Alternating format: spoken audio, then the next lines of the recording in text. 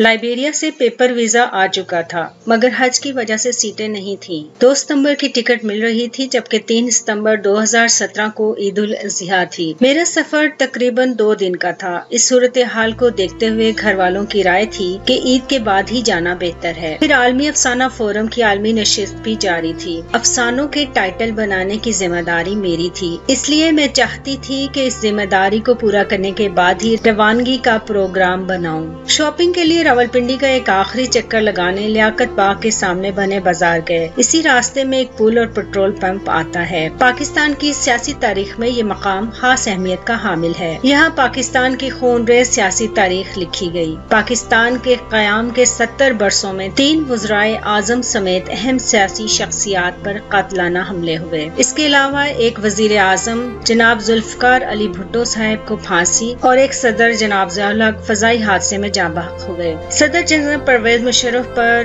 दिसंबर 2003 में यक्के बाद दीगरे 2 इंतहाई खतरनाक हमले हुए। ताहम सदर मुशर्रफ मौजूदा तौर पर महफूज रहे, मगर कई कीमती इंसानी जानें लुक़्मा अजल बन गयीं। पुल से गुजरकर हमारा रुख लियाकत बाग की तरफ था। इसे पहले कंपनी बाग कहा जाता था। 1951 में लियाकत अली खान पाकिस्तान के पहले वजीर आजम को दौरान तकरीर गोली का निशाना बनाया गया। उनकी वफात के बाद उसका नाम बदल दिया गया। फिर 2017 में लियाकत बाग के मेन गेट के करीब साबिक वजीर आजम बेनजीर भुट्टो को कत्ल कर दिया गया। ये अजीब बाग है जिसकी आबियारी खून से होती रही। बाग तो फूलों से महकता है, मगर यहाँ 3 नुमायां शख्सियात के खून से इसे सींचा गया। ये मकाम हैरत और अफसोस है कि इंसानी जान की कीमत मफादात के मुकाबले में 2 कौड़ी की भी नहीं रह गई। सियासत हो या मजहब, हर तरफ मोता मोती और मारा मारी ही नजर आती है। मोहब्बत का दर्स देने के बजाय नफरत का प्रचार किया जाता है। इतना खूबसूरत और अजीम शान मुल्क और उसके साथ ऐसा यतीमों वाला सलूक किया जाता रहा है, और अब भी सूरत हाल में कोई तब्दीली नहीं आई। ये खूबसूरत मुल्क जिसे न जाने कितनी कुर्बानियों के बाद हासिल किया गया, इसकी यूं बेकदरी की जाएगी पाकिस्तान बनाते वक्त किसी ने सोचा भी ना होगा। हाँ, ये जरूर कहा जा सकता है कि मौलाना अबुल कलाम आजाद ने इस बारे में बहुत सी पेशगोइयां कर रखी थीं कि इस मुल्क को संभालना मुश्किल हो जाएगा, मुल्क 2 टुकड़े हो जाएगा और यहाँ पर अमन व अमान की सूरत हाल भी खराब से खराब तर होती रहेगी। मौजूदा हालात को देखते हुए तमाम पेशगोइयां आज दुरुस्त ही साबित हो रही हैं। पाकिस्तान की तरह लाइबेरिया की तारीख काफी मिलती जुलती है। एक तो ये कि पाकिस्तान के क़याम के पूरे 100 साल पहले लाइबेरिया की आज़ादी का ऐलान हुआ। जॉर्ज विया और इमरान खान दोनों खेल के मैदान से ताल्लुक़ रखते हैं। एक क्रिकेट और दूसरा फुटबॉल का खिलाड़ी है, मगर सियासी मैदान में फिलहाल कोई ऐसा कारनामा सर अंजाम देने से कासिर है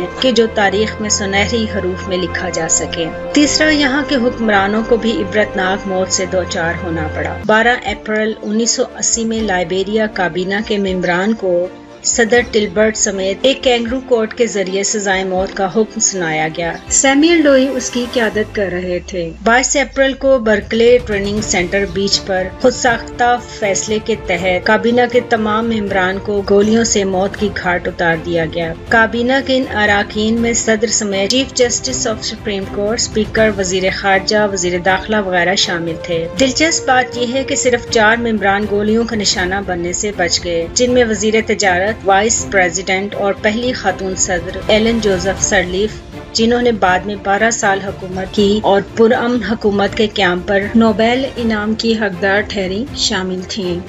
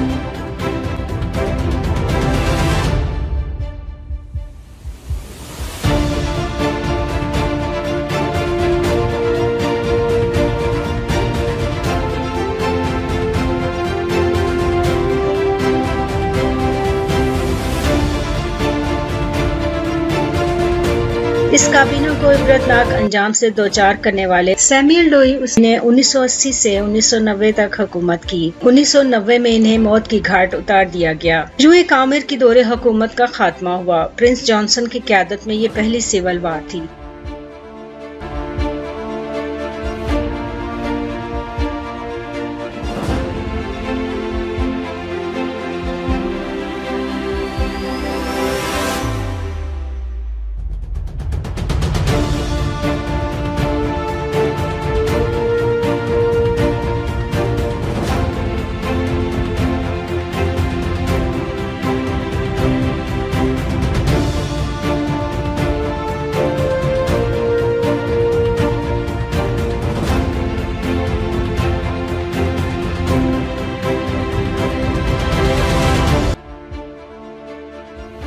दूसरी सिविल वार चार्ल्स टेलर की क़यादत में शुरू हुई, जो 1989 से 1996 तक जारी रही। जंगजू जमातों के दरमियान अमन माहिदा 1995 में हुआ। 1997 में सदर के तौर पर चार्ल्स टेलर का इंतखाब अमल में आया। 1999 में चार्ल्स टेलर के खिलाफ मसल्लह बगावत का आगाज हुआ। 7 बरस तक ये मुल्क इसी खाना जंगी का शिकार रहा। कुल मिला के 12 साल इस मुल्क पर सिविल वार के काले बादल मंडलाते रहे, यहाँ तक कि 2003 में अमन माहिदा हुआ। यूं 2005 में पहली खातून सदर एलन जॉनसन सरलीफ ने पुरअमन इक़्तिदार संभाला। अमन और इस्तेहकाम के लिए काम करने वाले 69 पाकिस्तानी पीस कीपर्स को मेडल दिए गए और पुरवकार तकरीब मुनक्कद की गई।